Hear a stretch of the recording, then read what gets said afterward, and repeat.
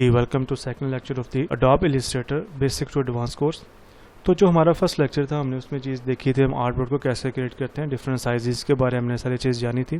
तो आज का लेक्चर हम आगे जो लेक्चर है उसके अंदर हम डिस्कस करेंगे कि शेप्स के साथ हम कैसे काम करते हैं, क्योंकि जो डिज़ाइनिंग है उसमें जो मैक्सिमम जो डिज़ाइनिंग होती है वो 60 to 70% आप समझ सकते हैं वो सारा बेस करता है शेप्स के ऊपर कि आप शेप्स की आपको कितनी बेटर अंडरस्टैंडिंग है और उसके साथ कितना अच्छा काम कर सकते हैं।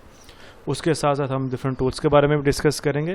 तो आगे आइए स्टार्ट करते हैं। तो सबसे पहले आपको ये सेटिंग जो व्यू उसका नज़र आ रहा है सारा इलस्ट्रेटर का, वहाँ पे दो चार जो बेसिक सेटिंग्स हैं वो मैं रिकमेंड करना चाहूँगा आप सबको कि अगर आप वो सेटिंग्स कर लेंगे तो आपको जो आइकन्स है, जो बेसिक आइकन्स है वो आपको बाहर ही नज़र आ जाएंगे।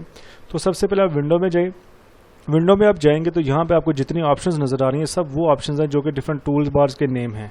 तो अगर आपके कोई ऑप्शन बाय फॉर एग्जांपल अगर आपके मिस भी हो जाते तो यहाँ से आपके उसको ऑन कर लेते हैं। तो जैसे कि यह कंट्रोल है, इसके अंदर टिक लगा हुआ है, इसको मैं क्लिक करता हूँ तो आप ये समझ देख सकते हैं कि ऊपर से ये सारा जो एक टूल बार का सेक्शन था वो गायब हो गया। तो अगर आपको वो वापस चाहिए तो आप विंडो में जाएंगे, टूल बार को दोबारा चेक करेंगे तो वो वापस आ जाएगा चीज़। तो यहाँ पे जितनी भी ऑप्शंस हैं इलस्ट्रेटर के अंदर आपको वो ऑन एंड ऑफ आपने करनी, तो वो यहाँ पे विंडो के सेक्शन में आके आप उसको चेंज कर सकते हैं। तो यहाँ पर जो एक दो जो रिकमेंडिंग है, जो सेटिंग्स है वो ज़रूरी है। वो क्या है कि सबसे पहले टूल बार में जाएंगे तो आप सबका बाय डिफ़ॉल्ट बेसिक हुआ होगा सिलेक्ट, आपने उसको एडवांस में चेक कर देना है एक चीज़। दूसरी चीज़ आप आ जाएगी, आप जाएंगे उसमें वर्क स्पेस के अंदर, उसके बाद आपने यहाँ पे क्लासिक इसेंशियल है, इसेंशियल क्लासिक आपने इसको क्लिक कर देना है। तो इससे क्या होगा कि जो बेसिक सेटिंग है जो कि अभी आपको व्यू नज़र आ रहा है स्क्रीन के ऊपर, तो आपकी सेटिंग्स भी यहाँ सारी यही हो जाएंगी। उसके बाद हम अब राइट में देखते हैं लेफ्ट साइड पे, तो आप यहाँ पे देख सकते हो यहाँ पे कुछ आइकन्स आपको नज़र आ रहे हैं। तो ये वो आइकन्स हैं जो कि टूल्स कहलाते हैं। तो इन टूल्स की मदद से ही हम डिफरेंट डिज़ाइनिंग करते हैं और हम इसी ही टूल्स की मदद से हम अपनी सारी जो वर्किंग होगी वो आगे हम इसमें करेंगे। यहाँ पे आपको वन सिंगल लाइन व्यू भी नज़र आ सकता है। यहाँ से अगर आप क्लिक करेंगे तो आपको डबल लाइन व्यू भी इसमें नज़र आ सकता है। तो वो स्क्रीन साइज़ पे डिपेंड करता है। तो आप अपने अकॉर्डिंगली टेस्ट के अकॉर्डिंग आप इसको वन लाइन या टू लाइन इसको कर सकते हैं। अगर हम राइट साइड पे देखेंगे अपने, तो यहाँ पर अब आपको जो आइकन्स ये वाले नज़र आ रहे हैं, ये आइकन सब टूल्स कहलाते हैं, यानी कि वो इन टूल्स के साथ मिलकर ये वाले आइकन्स काम करते हैं। सो वन बाय वन हम सारी चीज़ों को डिस्कस करेंगे जो कि आपको एक बेसिक से एडवांस लेवल पर जाने के लिए बहुत नेसेसरी चीज़ें हैं। और इस कोर्स के साथ आपको वो सारी चीज़ें क्लियर हो जाएंगी कि जो कि एक अच्छा फ्रीलांसर डिज़ाइनर बनने के लिए आपको रिक्वायर्ड है। तो सबसे पहले हम यहाँ पे देखते हैं, यहाँ पे आपको दो एरो नज़र आ रहे होंगे, जो एक ब्लैक कलर का एक वाइट कलर का। तो आमतौर पे तो एक कलर का एरो होता है जो कि विंडोज़ प्लेटफॉर्म में भी हम यूज़ करते हैं। यहाँ पे दो क्यों हैं? तो आज हम सबसे पहले हम एक एरो के बारे में डिस्कस करेंगे, फिर हम इंशाल्लाह ताला अज़ीज़ बाकी दूसरे एरो को भी डिस्कस करेंगे। तो सबसे पहले जो ब्लैक वाला एरो है उसका नाम आता है सिलेक्शन टूल।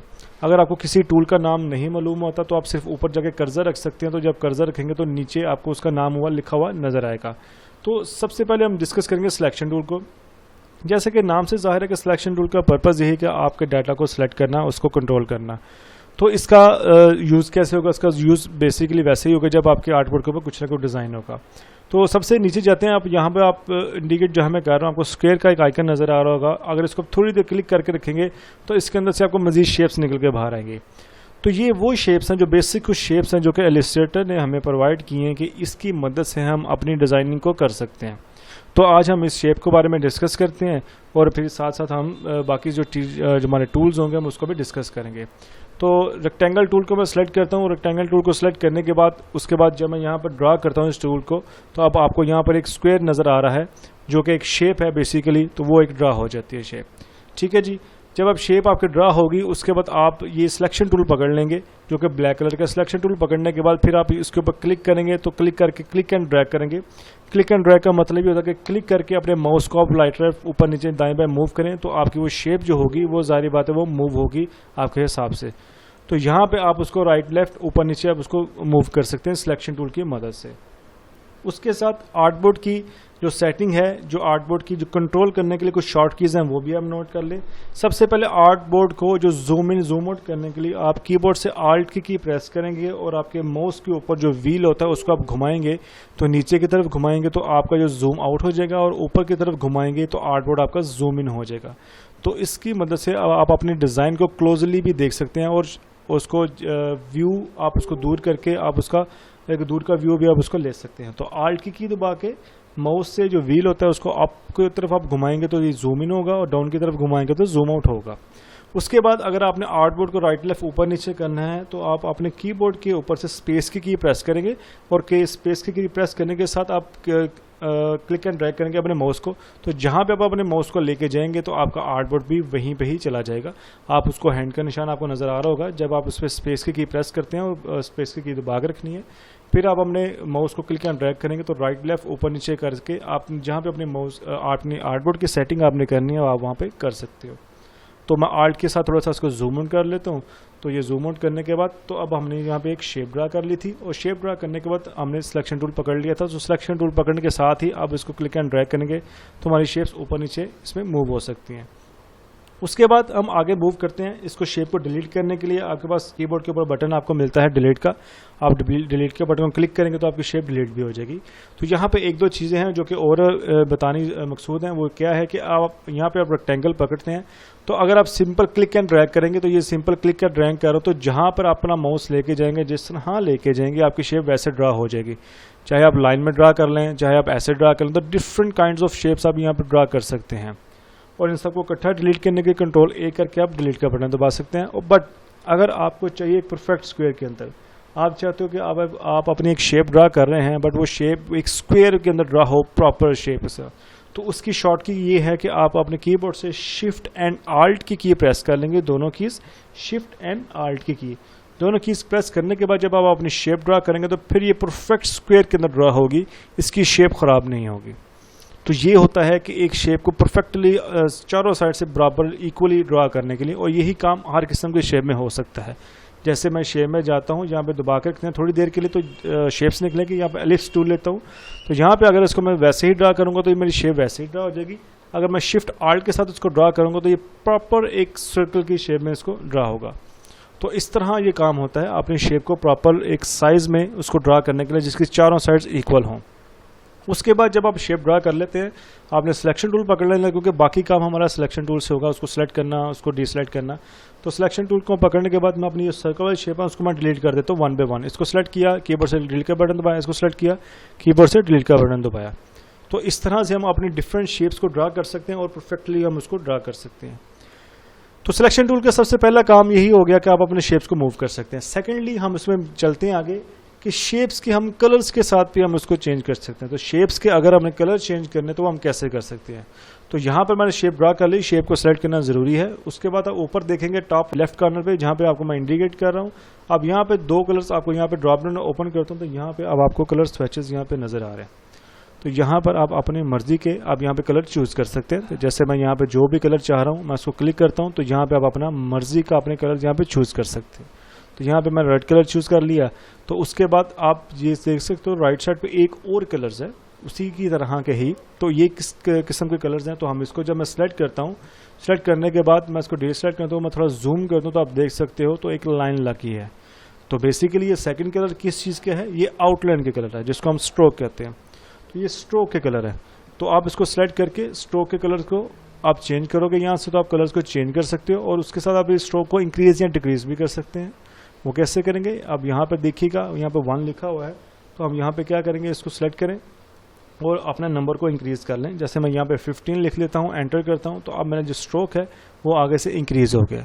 तो इस तरह से आप अपने स्ट्रोक को इंक्रीज़ या डिक्रीज़ भी कर सकते हैं। और यहाँ से जब मैं कलर अपना चेंज करूँगा तो यहाँ पे स्ट्रोक का कलर चेंज होगा और लेफ़्ट साइड वाले जो कलर होगा जब इसको मैं चेंज करूँगा तो मेरा फिल का कलर चेंज होगा जो कि मेन बॉडी का कलर है। तो इस तरह से आप अपने स्ट्रोक के कलर को चेंज कर सकते हैं और फिल के कलर को भी चेंज कर सकते हैं। उसके साथ अब हम आगे मूव करते हैं यहाँ पर कि अगर आपको इनमें से कोई एक कलर या एक चीज़ नहीं चाहिए, जस्ट फॉर एग्जांपल कि अब आपको इसमें फिल का कलर आपको नहीं चाहिए तो यहाँ स्ट्रोक का कलर आपको नहीं चाहिए, तो मैं सबसे पहले कहता हूँ मुझे फिल का कलर यहाँ पे नहीं चाहिए, जो ग्रीन कलर है मुझे वो नहीं चाहिए। तो उसके लिए मैं क्या करूँगा, शेप को सेलेक्ट करूँगा, इसके कलर के जाऊँगा जहाँ पे ग्रीन का कलर है और सबसे पहले मुझे एक लाइन नज़र आ रही है ये नन की। तो यहाँ पे मैं इसको क्लिक करूँगा तो यहाँ पे जो मेरा फिल का कलर है वो मेरा बंद हो जाएगा। और इसी तरह ही अगर मुझे फिल का कलर चाहिए तो मैं इसको सेलेक्ट करके शेप को यहाँ पे दोबारा कलर ऑन कर लेता हूँ। और अगर मुझे यहाँ पे अब स्ट्रोक का कलर नहीं चाहिए तो मैं क्या करूँगा, स्ट्रोक वाले सेक्शन में जाऊँगा और वहाँ पे आके इसका जो फर्स्ट आइकन होगा उसको मैं नन कर दूँगा, तो मेरा ये स्ट्रोक का कलर बंद हो गया। तो इस तरह से हम अपने कोई भी कलर हमें चूज़ करना हो, हमें फिल का कलर चाहिए हो, हमें स्ट्रोक का कलर चाहिए हो, तो हम उसको चूज़ कर सकते हैं अपनी ऑप्शन के हिसाब से। तो इस तरह से हम अपने कलर्स को चेंज कर सकते हैं और अपनी चीज़ों को लगा सकते हैं। अब आगे इसमें मूव करते हैं, हम शेप्स के साथ और क्या कर सकते हैं। हमने सिलेक्शन टूल पकड़ा हुआ है, सिलेक्शन टूल के साथ हम क्या कर सकते हैं। अब आपको कॉर्नर्स पे छोटे छोटे से बॉक्सेस नजर आ रहे होंगे, ये कहलाते हैं सिलेक्शन टूल्स। तो इसका क्या काम होता है, इसका काम ये होता है कि आप अपने शेप को अपना ड्रा कर ले, उसके बाद आप अपने शेप को छोटा बड़ा भी कर सकते हैं। तो किसी भी पॉइंट पे आप जाएं, ऊपर दाएं बाएं चलें या कॉर्नर्स पे चलें या उसको जाएं, उसके ऊपर लेके जाएं। जैसे हम उसके ऊपर माउस लेके जाएंगे तो आपको ये arrow up and down arrow आपको नजर आएगा, जिसका मतलब ये होता है कि ये अपनी एग्जैक्ट पोजीशन पे पहुंच चुका हुआ है। तो अब आप आगे जाके करेंगे क्या, उसके ऊपर जाएंगे, लेके जाएंगे, उसको क्लिक करेंगे, माउस को ड्रैग करेंगे, क्लिक एंड ड्रैग करेंगे तो अब आपकी शेप, आप जैसे माउस को लेके जाएंगे, ये शेप आपकी वैसे ही उसमें मूव होती जाएगी और अब आप अपनी शेप को छोटा बड़ा या उसकी शेप को चेंज कर सकते हैं। और उसके साथ अब अगर आप ये चाहते हैं कि आपकी जो शेप है वो एग्जैक्टली ऐसे ही स्क्वायर में ही छोटी बड़ी हो, तो उसके लिए हम क्या करेंगे, आप सिलेक्शन पॉइंट पे जाएंगे, उसको क्लिक करेंगे और छोटा बड़ा करने से पहले आप शिफ्ट एंड आल्ट की प्रेस कर लेंगे, जो हमने ड्रा करने के लिए सेलेक्ट की थी। तो शिफ्ट एंड आल्ट की मैं प्रेस कर लेता हूँ। तो उसके बाद मैं अपनी शेप को क्लिक एंड ड्रैग करता हूँ, तो मेरी शेप छोटी बड़ी होगी बट मेरी शेप ख़राब नहीं होगी। मेरी स्क्वायर में ही शेप नहीं, या तो छोटी होगी या मेरी शेप स्क्वायर में ही बड़ी होगी। तो इस तरह से शिफ्ट एंड आल्ट की कीज़ को इकट्ठे प्रेस करने से हमारी शेप जो है वो हमारी ख़राब नहीं होती। उसके बाद आगे जो नेक्स्ट चीज़ है छोटी सी, वो ये है कि अगर आप ये शेप है इसको अगर आप रोटेट करना चाह रहे हैं तो उसके लिए आप क्या करेंगे, किसी भी सिलेक्शन पॉइंट के बिल्कुल करीब लेके जाएंगे माउस को, और जब आपको ये वाला माउस का निशान नज़र आएगा जहाँ पे ये वाला, जब आपके एरो अप एंड डाउन आपको नज़र आ रहे होंगे और साथ वो थोड़ा सा कर्व हुआ होगा, दिस वन सॉरी, तो साथ थोड़ा सा कर्व हुआ होगा, तो इसका मतलब ये कि ये आपकी एग्जैक्ट पोजीशन में है जहाँ पर आप अपने शेप को रोटेट कर सकते हैं। जब आपको ये निशान शो, आप अपने माउस पे क्लिक करें, माउस को क्लिक करने के बाद अब जब अपने माउस को मूव करेंगे तो अब आपकी शेप जस्ट रोटेट होगी, छोटी बड़े नहीं होगी। तो इस तरह से आप अपनी शेप को रोटेट कर सकते हैं अपनी मर्जी के अकॉर्डिंग।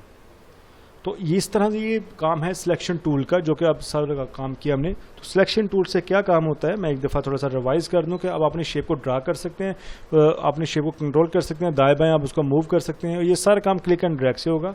यानी कि माउस को क्लिक करके अब आपने उसको ड्रैग करेंगे तो ये सारा काम आपका क्लिक एंड ड्रैग से होगा। उसके बाद आप अपने शेप को छोटा बड़ा कर सकते हैं और अपने शेप को मूव कर सकते हैं और रोटेट कर सकते हैं। उस शेप को सेलेक्ट करने के बाद आप इसमें कलर्स के साथ मदद से आप इसमें कलर्स भी चेंज कर सकते हैं। तो ये सारा जो काम होगा, ये हमारा सारा काम होगा सिलेक्शन टूल के साथ ही। अब इसके साथ एक छोटी सी एक और चीज़ है, दो छोटी छोटी सी चीज़ें हैं जो कि हमारे फर्स्ट लेक्चर की जो हमारी जो असाइनमेंट है, आज की जो हमारी असाइनमेंट होगी उसको बनाने में आपको आसानी देगा।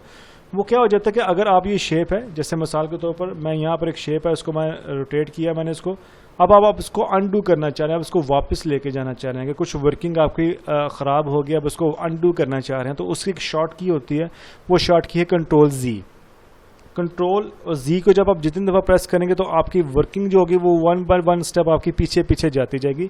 जैसे आपको स्क्रीन के ऊपर शो हो रहा है कि जितने दफ़ा आप कंट्रोल को एक दफ़ा दबा कर रखेंगे, साथ आप जी को जितनी दफ़ा प्रेस करते जाएंगे आपकी वर्किंग उतनी ही पीछे जाती जाएगी। जैसे आपको स्क्रीन पे शो हो रहा है कि जितना मैंने पीछे वर्क किया था 1 बाय 1 वो सारी वर्किंग मेरी पीछे जाती जा रही है।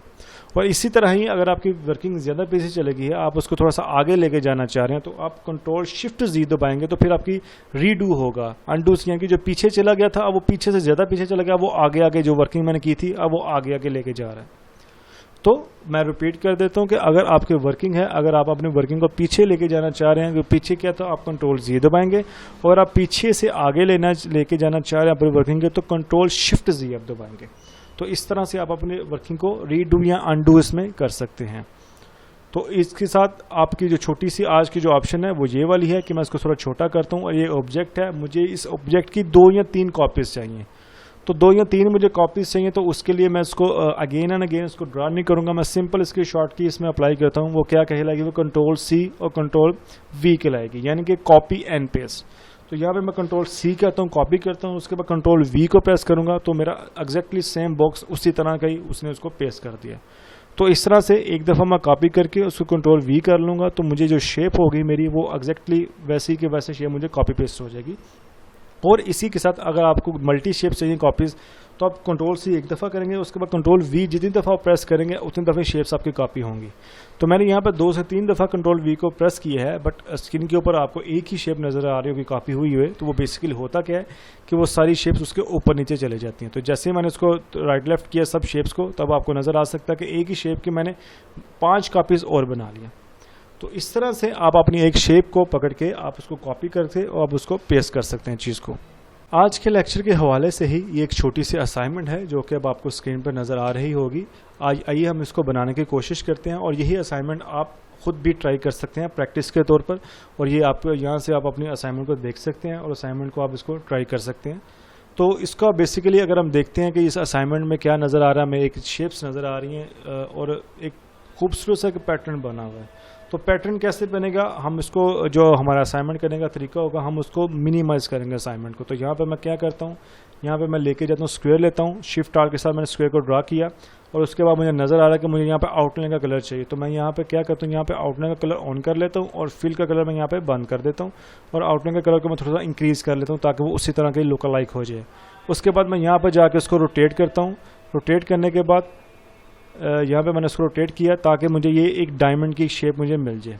तो यहाँ पे मैंने रोटेट किया तो उसके बाद मैं करता क्या हूँ, मैं इसको कंट्रोल सी कंट्रोल वी करता हूँ क्योंकि मुझे स्टार्ट पे 3 डायमंड चाहिए।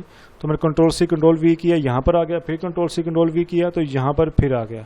एक चीज़ मैं यहाँ पे क्लियर करता जाऊँ कि स्टार्टिंग में असाइनमेंट्स हमारी थोड़ी सी बनानी डिफ़िकल्ट होंगी, बट जैसे जैसे हम आगे जाते जाएंगे, जैसे जैसे हमारे पास टूल्स आते जाएंगे तो हमारे असाइनमेंट्स बनाना और ईजी होता जाएगा। तो जैसे मैंने यहाँ पर 3 ले लिया शेप्स को, तो तीनों शेप्स को मैंने इकट्ठा सेलेक्ट करना, तो उसके लिए मैं क्या करूँगा, साइड पे लेके जाऊँगा, उसको क्लिक एंड ड्रैग करूँगा अपने माउस को और आपको एक डॉटेड सा एक आउटलाइन नज़र आ रही होगी। तो आपने उस जो डॉटेड सी जो आउटलाइन है उसको आपने तीनों शेप्स के ऊपर लेके जाना है, चाहे बिल्कुल हल्का सा भी आप इसको लेके जाएंगे। तो आप जब छोड़ेंगे तो आपके तीनों शेप्स इकट्ठी आपकी सेलेक्ट हो जाएंगे। मैं रिपीट करता हूँ, अगर आप एक शेप को क्लिक करेंगे तो आपकी एक शेप आपकी सिलेक्ट होगी, बट अगर आप चाह रहे हो आपने अपनी तीनों शेप्स को सिलेक्ट करना है तो उसके लिए आप क्या करोगे, आप साइड पे जाओगे, माउस को क्लिक करोगे, ड्रैग करोगे, जो आपको ये डॉटेड सा एक आउटलाइन आपको नजर आएगी। तो आपकी डॉटेड जो आउटलाइन है वो आपकी तीनों शेप्स के ऊपर हल्की सी भी जानी चाहिए बेशक, जैसे ये आपको नजर आ रहा है। तो मैं जब क्लिक करके छोड़ दूंगा यहाँ पे क्लिक को तो मेरी तीनों शेप्स मेरी सिलेक्ट हो जाएंगी। ठीक है, तो इस तरह आप अपनी मल्टी शेप्स को आप अपने इसको सेलेक्ट कर सकते हैं। अब जैसे मुझे यहाँ पे नज़र आ रहा है, मुझे यहाँ पे नीचे 2 चाहिए, तो मैं ये 2 शेप्स को सेलेक्ट करता हूँ, कंट्रोल सी कंट्रोल वी करता हूँ, तो मेरी 2 शेप्स आ गई। इन दोनों को पकड़ा मैंने, यहाँ पर आगे इसको थोड़ा सा एडजस्ट कर लिया, तो मेरी यहाँ पे 2 शेप्स मेरी जेड से होगी। अब अगर हम 3 आगे देखते हैं तो आगे भी नीचे 3 डायमंड्स अभी 2 हैं, तो इसका मतलब क्या होगा, मुझे अगर मैं सबको ऐसे सेलेक्ट कर लेता हूँ, कंट्रोल सी कंट्रोल वी करता हूँ और इसको पकड़ के मैं सबको ऐसे इसको एडजस्ट करता हूँ, तो मेरी ये भी मेरा एक डिज़ाइन पूरा हो गया। उसके बाद लास्ट पे 3 वाले चाहिए, तो मैं ऊपर से जस्ट 3 वाले को सेलेक्ट करूँगा, कंट्रोल सी करता हूँ, कंट्रोल वी करता हूँ और मुझे अब इनको पकड़ के मैं लास्ट पे बिल्कुल जाके अब इसको भी आगे इसको एडजस्ट कर लेता हूँ और ये मेरा हो गया, एडजस्ट हो गया। और लास्ट पे क्या चीज़ रहा कि मुझे अंदर एक डायमंड चाहिए, तो मैं सिंपल एक को पकड़ता हूँ, कंट्रोल सी कंट्रोल वी करता हूँ, इसको थोड़ा सा छोटा कर लेते हैं और इसको पकड़ के मैं इसको सेंटर में जाके बिल्कुल इसको यहाँ पे इसको सेंटर में इसको रख लेता हूँ। तो ये मैंने सेंटर में रखा।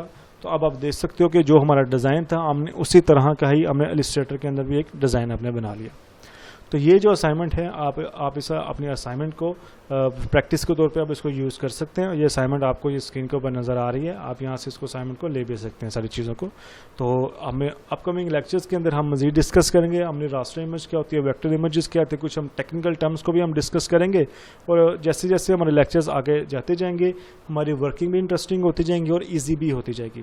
Thank you so much.